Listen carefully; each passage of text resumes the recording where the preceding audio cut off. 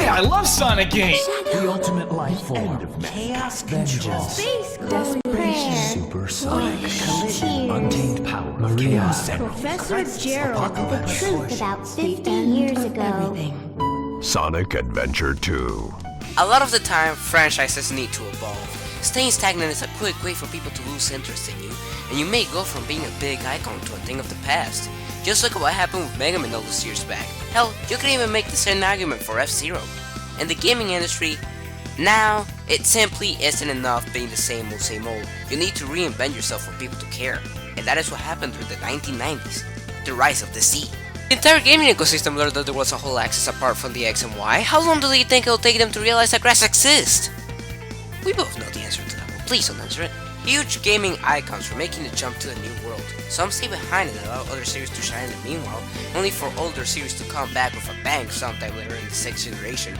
And some were Sonic the Hedgehog. Back in the 1990s, Sonic was the icon during the decade. It was like not even a contest. He was like the only one that was able to go 1v1 against the Fat Plumber, and look at him now. Okay, maybe not in the modern time. It was clear to SEGA and the general population that SEGA's upcoming console was reliant on one factor: the needle mouse. However, to say that making a game for the Saturn went well will go against my strict no-lying policy. In summary, SEGA said the game got cancelled. There was a little bit of technical issues, yeah, that's what we're calling them, resulting in the law of equivalent exchange being applied, but SEGA decided to use their entire cranium in order to realize that they actually needed to make a finished game.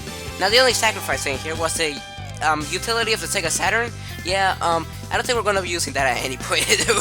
Sonic Adventure went on to become one of the most acclaimed Sonic games, Dreamcast games in general might as well, and it got a sequel, and then Sega went to the worst hell imaginable, being in the same territory as EA. The Sonic Adventure games are what a lot of people consider the golden standard of 3D Sonic, as they had complex stories for Sonic standards, a bigger cast than ever, a bigger variety in the gameplay than ever. Music that was just about as good as ever, which, you know, it's a pretty high bar over there. But it just seems like these games cannot do anything wrong. At least that's what they want you to believe. However, if you actually do your research, you find that Sonic Adventure and Sonic Adventure 2 have always been very divisive games in the series. A lot of people like them, and just as many people don't like them. And that's where I step in, as I wanted to revisit Sonic Adventure 2 and actually finish Sonic Adventure 1. So I decided to sit on my chair for a couple of hours and possibly regret my life decisions while I played 2 games starting up Blue Fossil, speaking about government accidents. This is gonna be a fucking riot. So we open up. Oh yeah! This is happening! Is the police coming to my place tonight? Wait a minute, officers, I wasn't drinking, I swear! Stop, you water monster! Gloop gloop. I've heard enough. Deadly force authorized. Who knew water was stronger than their gun run? And I'm here now, ready to drink this all, sponsored by the Sonic. You know, maybe I should have not drank the sewer water next time. Is that Tails crashing a plane? Only I can crash a plane! Tails, you know better. Something character development. You're right, Tails, we need to stop Eggman before he starts putting stones.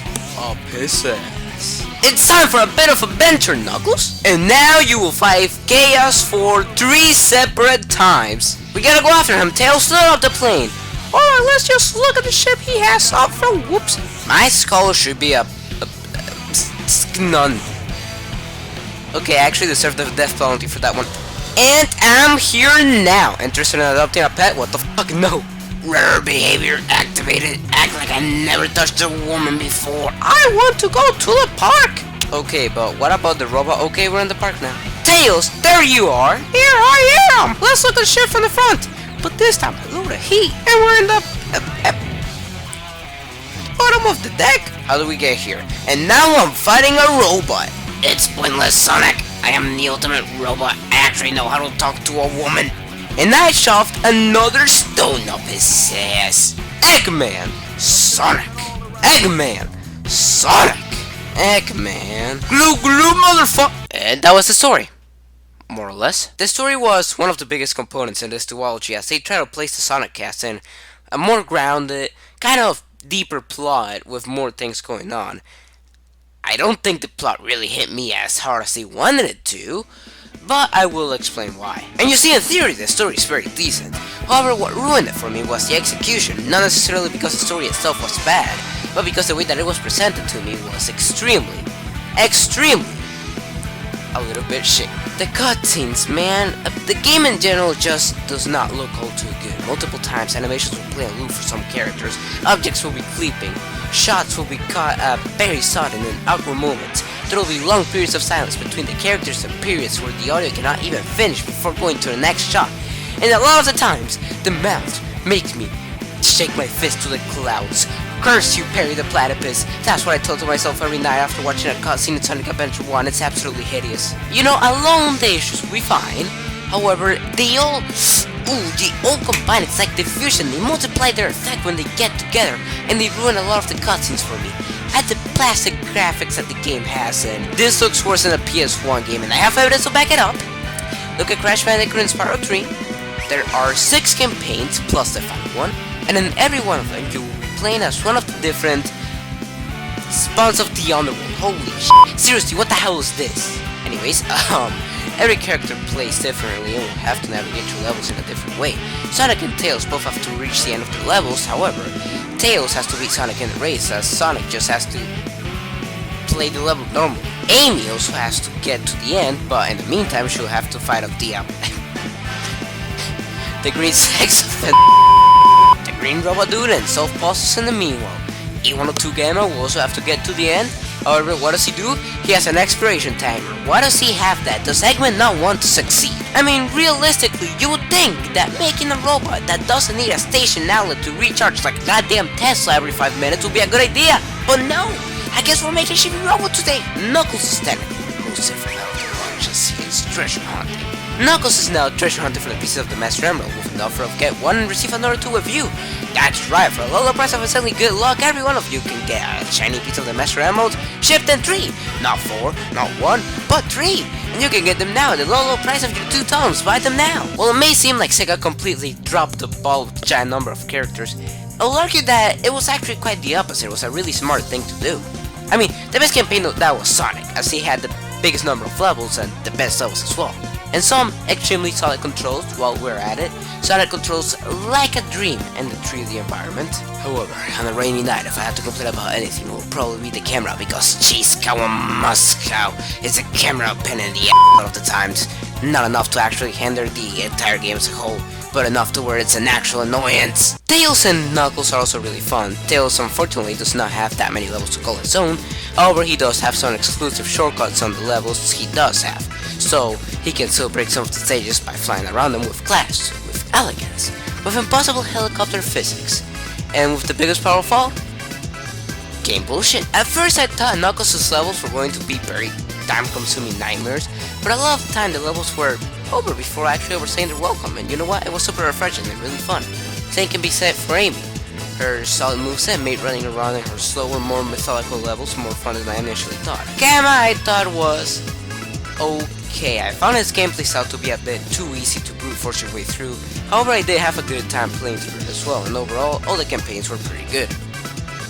Big is the reason of why I hate fishing. Who allowed this? The reason I never finished Sonic Adventure before talking about Unbreathed Purgatory is because of Big, and I'm not even kidding. I literally could not comprehend how he even played. I grabbed the controller. I'm telling you, little Tommy, I grabbed the controller. I was looking at that screen. I was looking at that goddamn cat, and it just brought back all the memories of the devil himself. I could not play. My hands were paralyzed. I didn't understand how to fish for the frog. It was a nightmare in hell, little Timmy. But you know, at least the other campaigns were pretty good. And now I know that if I see any frog in my day-to-day life, I am packing some heat with me. Sonic Adventure in a lot of aspects holds up very poorly. There are many aspects of repetition in the game with you doing certain boss fights a lot. The graphics and the sound mixing leave a lot to be desired, and the camera can be extremely clunky. However, when it comes down to what really matters, when it comes down to the gameplay itself, the core of the game to this day is still one of the very finest the series has to offer. A lot of the levels are extremely fun, highly replayable, and the characters are a delight to control with the right amount of weight and momentum applied to them. The music, oh my god, the game nails the music as well. Easily one of the best aspects of the game by far. Many of the tracks are absolute bangers, and the main theme of every character are extremely cheesy, absolutely. However, would I have anything but? No. No, I will definitely choose the cheesy soundtrack any day of the week. Sonic Adventure was one of the best games the Dreamcast could offer, and to this day it's still one of the best Sonic games, excluding the Pick the Cat portions. I think we can all collectively act like that didn't happen. Sonic Adventure 2 is considered by many people, even to this day, as the best Sonic game, and in some cases, the last good Sonic game before a whole decade filled with mostly mediocre games. That was the general consensus for the longest time, at least from what I heard. Again, doing a bit more research, I realized that opinions were a bit more mixed when it comes to the general public, but you know what, that doesn't matter. A lot of things changed from the first time around, only 2 campaigns this time, both of them having 3 separate playing styles, but still keeping the intertwined story in the last story segment. Speaking of which, the plot starts with Eggman raiding a government base in one of those Walmart carts, you know the ones, in order to find a secret weapon left behind by his long-gone grandparent, Dr. Carol Robotnik. I like this guy. And he finds the weapon, only to realize that it's Sonic? Then, somewhere in San Francisco, Sonic is escaping from the police helicopter. I cannot believe that the only movie that they had there was Dragon Ball Evolution. That is not a good way to go out. Oh hey, it's nighttime already. It felt like 3 minutes of a level just went by. Hey, who's that? I am the ultimate, you son of a bitch. My mom was a respectable woman. Unlike the likes of you, are you saying that because I'm evil? I'll make you eat those words, /TPDR egg. And now Sonic is in jail, but don't worry, because a bit beforehand, I cannot believe my pyramid base in San Francisco got government raided. Let me check CNN Shadow. I am having a flashback to make my character seem more interesting with elements that will only make sense a couple of hours later. Color foreshadowing. So Tails and Amy, she's just here, don't worry about that, help Sonic break out of jail. Oh, you actually thought I was going to dub over the Faker scene? Why do I need to dub? This is already perfection. So far, so good. Hey, that's... That blue hedgehog again, of all places. I found you, Faker. Faker? I think you're the fake hedgehog around here. You're comparing yourself to me? Huh? You're not even good enough to be my... I'll make you eat those words. Right, we gotta take some giant steps. The island explodes, a couple of stuff happens out on the way. I come to make an announcement. We go to space, we find space, oh wait, we work together, what? And Shadow dies, don't worry, he was just trolling. Okay, there are a lot of inconsistencies with the plot of Adventure 2. Case in point, why do people confuse Shadow with Sonic? You're trying to get me to believe that the entire United States of America thought that this prick was Sonic the Hedgehog? Well, you made me realize that this world is very stupid, but that's besides their point. Their damn shoes and gloves are not even remotely similar. And you see, the problem is that this makes the plot, in my opinion, feel really forced, and it makes me think of what should be a threatening force as a simple joke, when in reality, Gun is kind of the main antagonist in a way. You know, Gun, the guys that blocked Gerald, killed Maria, which caused the Doctor to go cuckoo puffs and program Shadow to, like, destroy the planet. They feel like a joke because they so easily confuse and incriminate Sonic without batting an eye. Alright, but ignore Gon. How about Eggman, who's trying to conquer the world? And is also trying to collect, like, 7 Chaos Emeralds, which you know can lead to the destruction of the world, as we saw? Or how about Rouge, a government agent that led an entire island of the government, and half of the moon get blown up?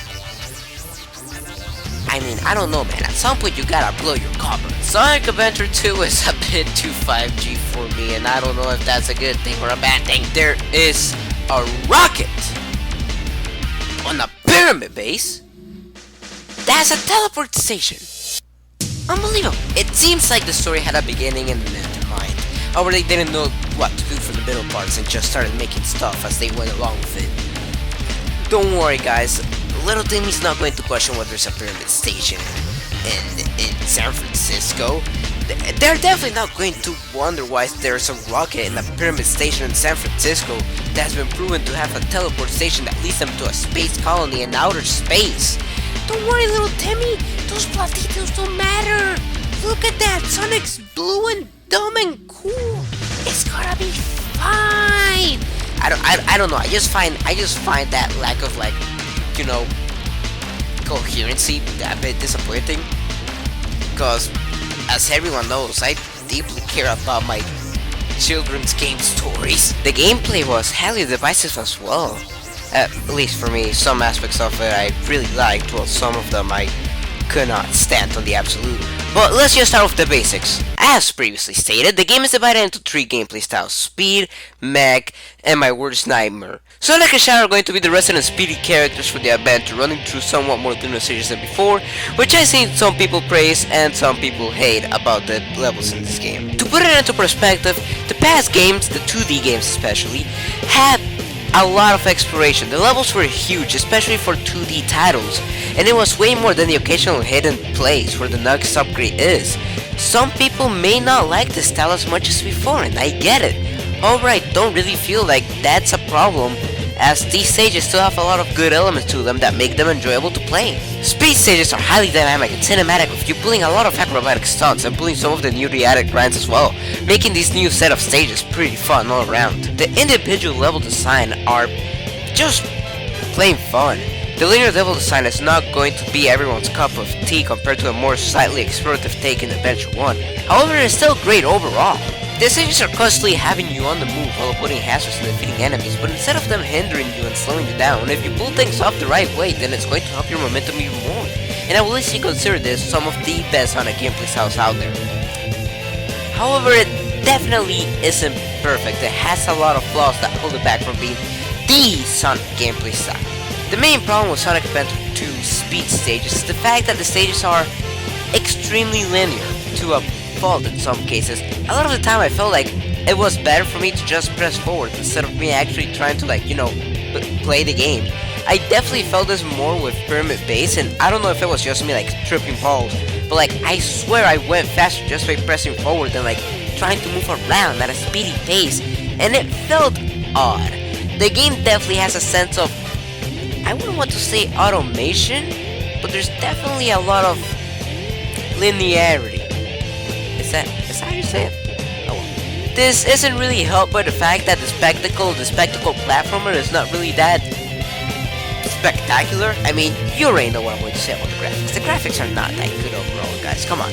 Let's not kid ourselves here. Look at this. Look at this. Okay. This doesn't look very good. And because of that, a lot of the spectacle in here is just you bouncing around springs or I don't know, swinging from this thing, going very high up. It's fine. It doesn't really hinder the game as a whole. However, it is very noticeable, and it makes the game feel a bit more automated than Sonic Adventure 1 personally. But overall, it's still definitely better than the other 2 gameplay styles. Tails/Eggman will be your shooting button mashers this time, only instead of being a mobile robot that can't last 3 minutes without life support, it's a mech that is extremely clunky and can barely move with or without the life support. I didn't like the mechs that much. I don't know, man, I just always felt like the physics, I don't know, they were weird, extremely weird. Every time I moved to the left or the right, my momentum was still on the spot. You can have the evidence right here. I'm pressing the buttons here. What am I doing wrong? Because of this, the levels always felt like drags since I was slowly making my way there while also dealing with the very boring level design. It didn't help the fact that a lot of the levels were just straight hallways with extremely basic, essentially rudimentary platforming in which you jump up weird barrels. What the hell is this? At least with Gamma, the fact that there was a time limit meant that you did have to be constantly interacting with the environment, shooting stuff. Sometimes you did have to stop and shoot the things around you, The problem is that when it comes to Tails and Eggman, there's no time limit, so there's no incentive to do anything apart from just running straight. The problem is that doesn't work either because you have a health bar and everything doesn't work here. Why did they make this? This sucks. This sucks really bad. And I'm not kidding when I say that the levels always felt like going through a hallway and pressing the shoot button on the enemies. And if it sounds a bit repetitive and boring, well, it's because it is. There was nothing fun about it. I never felt like I was doing a lot of the levels. I was constantly doing the same song and dance of going and stopping and shooting, and it felt super monotonous. Had I controlled like Gamma and Adventure, I probably wouldn't have such a big fuss to make about these levels, since they would be much, much faster and much more enjoyable to control. even if they probably would have remained as repetitive as before. And what can I say about the Treasure Hunter stages, man? I mean, you know, they're pretty fun until they're not, because I've been at this stage for 10 goddamn minutes! Technically, these levels should play out the same way that they did in Sonic Adventure 1. You're in an area, and there's 3 thingamajigs to collect. However, there are just some aspects that manage to make the experience of Sonic Adventure 2 way worse than Sonic Adventure 1. Number 1! The levels are too goddamn big! The levels feel way too big for their own good. There are so many sub-areas and different parts of the stages and elevations and whatnot that make the stage take so much longer to explore. Getting from point A to point B is going to be a bigger journey than before, which normally would not be an issue. But number 2! You can only detect one piece of the emerald at a time! In Adventure, you were able to detect multiple emerald pieces at the same time, meaning that you could be able to guess where it is, meaning that I am not wasting my time, and I am now enjoying the levels because I'm not stuck in Pumpkin Hill for longer than I need to be in. In Adventure 2, on the other hand, because I can only detect one piece at a time, I gotta go back up and go back down. Because I get a piece, and oh golly, I have no idea where the next one is located. And there are cases in which a person can just straight up miss the damn things where they're right in front of you. And finally, number 3!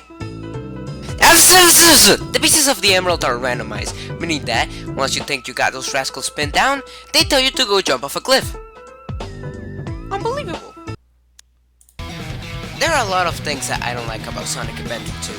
However, the thing that I don't like about Sonic Adventure 2 the least is the way that you start to enjoy the game. The biggest flaw with the game is the fact that the game becomes more enjoyable the more you play it.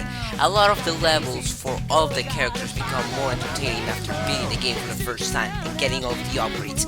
However, it should not be that way. I should not have to play the game more than once in order to enjoy it.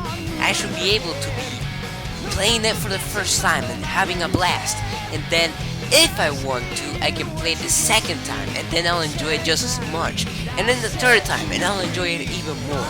But when I'm playing it for more than once, because that's when the game starts getting good, I feel like that's an issue. And I mean, think about it.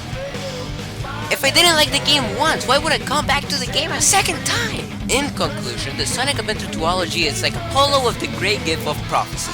It foretold the future of the franchise, and we just could not be able to see it just... Well, honestly, that's only really half true. I didn't like Adventure 2, but loved the first one. However, that doesn't mean I'm with majority here. A lot of people love these games, and they think that it's a great time. And good for you if you're one of those people. I just hope that you're able to see why I'm not so positive about the game. At the end of the day, this is just my opinion. With that said, Sonic had to jump ships as the Dreamcast had no future ahead of it, leading to SEGA officially ending up a third-party company, which makes these games sort of the end of an era. And they definitely feel that way. The ending of both games feel like the end of a journey, especially Adventure 2 with the bittersweet ending of the world being saved, yeah, but at the cost of a fellow teammate. The ending feels very conclusive, not only to the duology, but to the franchise as a whole. And I can tell that if the franchise ended here, well, it wouldn't have been such a bad ending after all.